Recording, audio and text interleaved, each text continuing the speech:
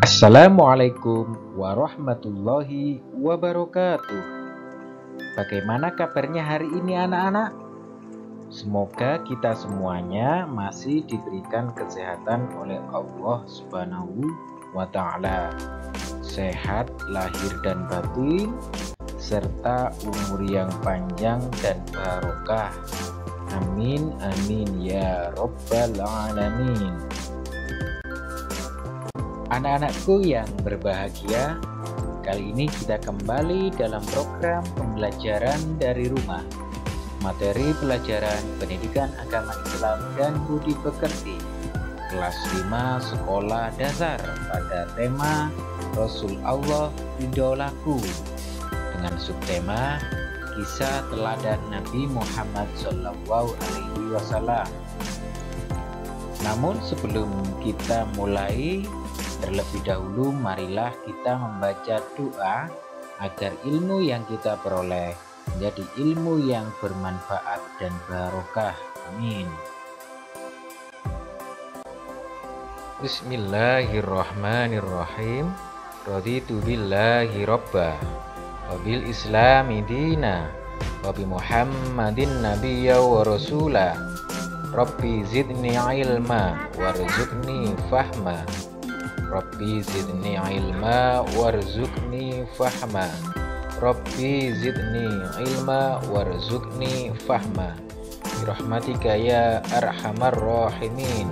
Amin ya rabbal alamin. Anak-anakku yang berbahagia, setelah kalian semuanya membaca doa sebelum belajar, berikutnya marilah kita simak penjelasan tentang kisah teladan dari Nabi Muhammad SAW. Nabi Muhammad SAW adalah nabi terakhir dari 25 nabi dan rasul, dan tidak ada nabi dan rasul sesudahnya. Nabi Muhammad SAW lahir di kota Mekah Al-Mukarramah pada hari Senin tanggal 12 Rabiul Awal bertepatan dengan tahun Gajah atau 20 April 571 Masehi. Nabi Muhammad SAW lahir sudah dalam keadaan yatim.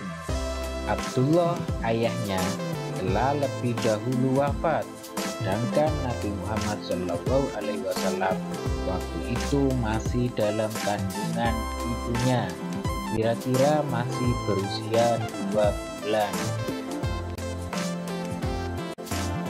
Abdullah bin Abdul Muthalib sebagai ayah tidak meninggalkan harta benda yang banyak yang akan diwarisi putranya. Abdullah hanya meninggalkan beberapa ekor unta saja. Ibu Muhammad bernama Aminah binti Wahab dari kalangan suku Quraisy yang terpandang mulia di masa itu. Nabi Muhammad SAW pada masa bayi diasuh oleh Halimah. Setelah usia lebih kurang 2 tahun, Halimah menyerahkan kembali Muhammad kepada Aminah. Pada masa kanak-kanak, Muhammad kecil selalu diajak pamannya Abu Thalib mengembala kambing. Ia senang dengan pekerjaannya dan sayang kepada hewan. Karena itu paman Muhammad sering menyebutnya si cerdas yang lincah dan baik. Pada usia muda, Nabi Muhammad SAW terkenal tabah, sabar, bertanggung jawab, bekerja keras, dan sangat jujur, sehingga ia diberi julukan Al-Amin, artinya terpercaya. Pekerjaan yang digelutinya saat itu adalah berdagang ke negeri Syam. Ia membawa berbagai jenis dagangan milik saudagar kaya yang bernama Khadijah. Karena kejujuran Muhammad, Khadijah jatuh cinta padanya. Khadijah akhirnya menjadi istri Muhammad. Pada usia 40 tahun, beliau diangkat menjadi rasul, berdakwah mengajak umat manusia menyembah Allah Subhanahu wa taala dan meninggalkan kemusyrikan, yaitu penyembahan terhadap berhala.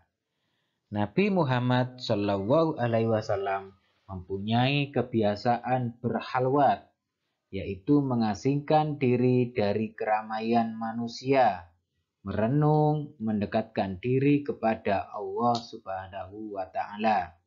Tempat yang digunakannya adalah di Gua Hira, kurang lebih 5 km dari arah timur kota Mekah. Beliau lakukan ini pada setiap bulan Ramadan tiba. Pada hari ke-17 dari bulan Ramadan saat itu, Muhammad SAW mengalami peristiwa yang sangat menakjubkan. Beliau menceritakan peristiwa itu. Di saat aku sedang tidur, datanglah malaikat Jibril menghampiriku seraya berkata, "Bacalah." Aku tidak dapat membaca, jawabku. Malaikat lalu memelukku hingga aku merasa bahwa kematian sedang menghampiriku. Ia melepaskan diriku lalu berkata lagi, "Bacalah." Aku tidak dapat membaca, jawabku. Ia kembali memelukku lagi hingga aku merasa kematianku tiba.